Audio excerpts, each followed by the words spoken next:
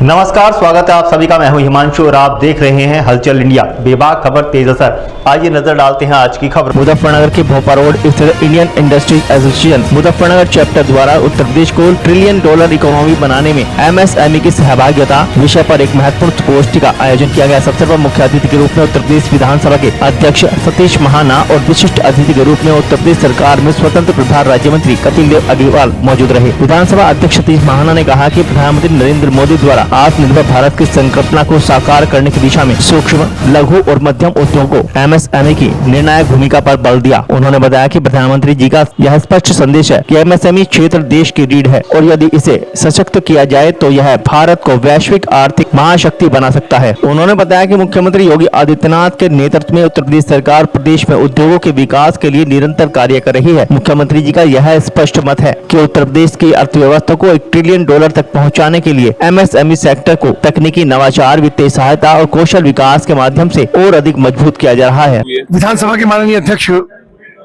श्री सतीश महाना जी, जो पूर्व में उत्तर प्रदेश के इंडस्ट्रियल मिनिस्टर भी रहे हैं, जिनका बहुत बड़ा अनुभव है और अपनी विधानसभा को भी पूरे हिंदुस्तान की सबसे बढ़िया एक शानदार विधानसभा के रूप में जिसका संचालन कर रहे हैं। और ई विधानसभा पहली बार हिंदुस्तान के अंदर आदरणीय सतीश महाना जी इसको बनाने का काम किया। आज हम सबका मार्गदर्शन करने के लिए या IIA के बैनर पर मुजफ्फरनगर में पधारे हैं। इंडस्ट्रियों के साथ, उद्यमों के साथ, व्यापारियों के साथ आपने चर्चा की।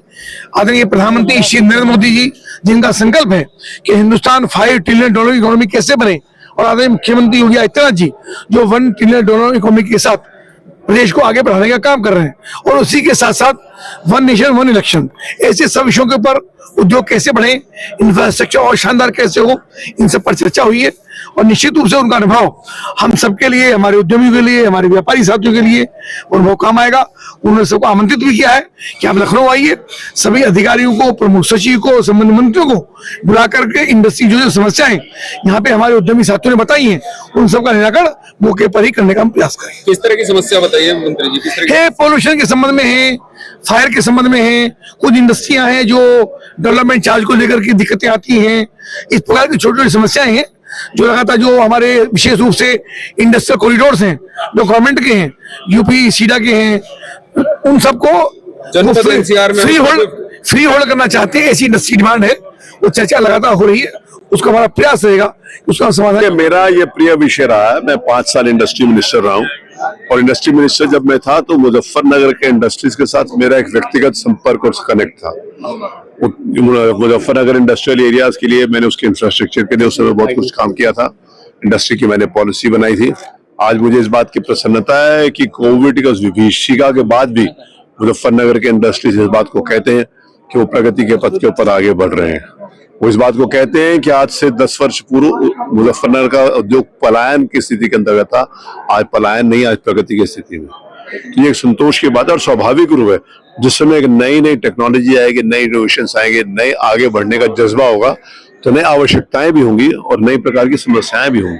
तो उनके साथ तालमेल करके उन समस्याओं के निराकरण के लिए भी यहाँ पर बात हुई है।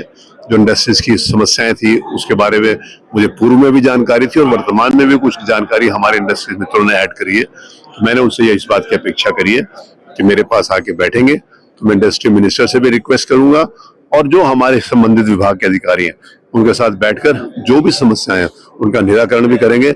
लेकिन हमें इंडस्ट्री के वेलफेयर के लिए, इंडस्ट्री की प्रगति के लिए प्रतिबद्धता हमारी इंडस्ट्रीज के प्रति और इंडस्ट्री के प्रति हमेशा रहेगी, और वो आज पूरे देश में दिखाई पड़ रही है। सर, 1 नेशन 1 चुनाव की बात आपने कही है, क्या? तो 1 नेशन 1 इलेक्शन इस देश में जरूरी इसलिए है कि उससे बहुत सारी चीजें, देखिए रोज चुनाव होता है, जितने दिन चुनाव होता है उतने महीने काम नहीं होता, जब भी चुनाव होता है सरकार का एक्सपेंडिचर होता है, रोज नए चुनाव के ऊपर एक्सपेंडिचर, और देश में किसी न किसी स्थान के ऊपर रोज चुनाव हुआ है।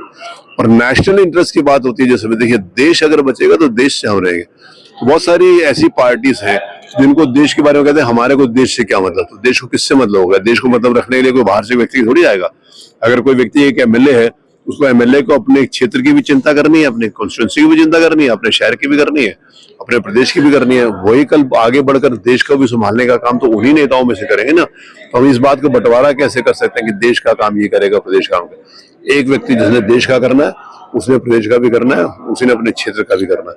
सारा डेवलपमेंट एक प्रधान से लेकर प्रधानमंत्री का हम सब लोगों की जिम्मेवारी होती है कि उस ओर हम कदम से कदम मिलाकर काम करें और देश को प्रगति के सर संत समागम में रहेंगे कल आप तो। मैं कल जाऊंगा। मेरे लिए सौभाग्य की बात है कि मैं सुख तीर्थ में, जिनको हम सब पहले शुक्रताल के नाते से जानते थे, वहां पर काफी अध्यात्म के नाते से, वहां के संत पुरुषों की कृपा और उनके आशीर्वाद से वहां पर बहुत सारा डेवलपमेंट काम हुआ है। और हर तीर्थ के ऊपर मैंने जैसे भी यहाँ पर कहा कि लोग अब मुझे ये जानकारी दी गई है कि सुख तीर्थ में आज से लगभग 10-12 साल पहले बहुत कम लोग आते थे दर्शन करने के लिए, उनकी संख्या बहुत कम थी, और आते भी थे तो रुकते नहीं थे। अब लोग आते हैं वहां पर कल्पवास भी करते हैं, कई हफ्ते तक रुकते हैं। इसका मतलब वहां पर उनको कुछ ना कुछ इंफ्रास्ट्रक्चर मिला है ना, तो और उससे इकोनॉमी बढ़ती है। जिसमें वहां पर कोई भक्त जाएगा तो एक छोटे से चाट वाले के पास चाट भी खाएगा, एक रिक्शे वाले के साथ रिक्शे के ऊपर भी बैठेगा, छोटी सी दुकान के ऊपर वो सामान भी खरीदेगा। तो ये तीर्थाटन से इकोनॉमी का सीधा संबंध है। तो इकोनॉमी भी बढ़ती है और मन में जो एक श्रद्धा और संस्कारों की बात होती है, संस्कृति की बात होती है, धर्म की बात होती है, वो भी पूरी होती है। सर वक्त संशोधन बिल आया है, कुछ कहेंगे इस पर? उसमें सरकार कुछ कहेगी। मुजफ्फरनगर के नाम बदलने की भी मांग चल रही है।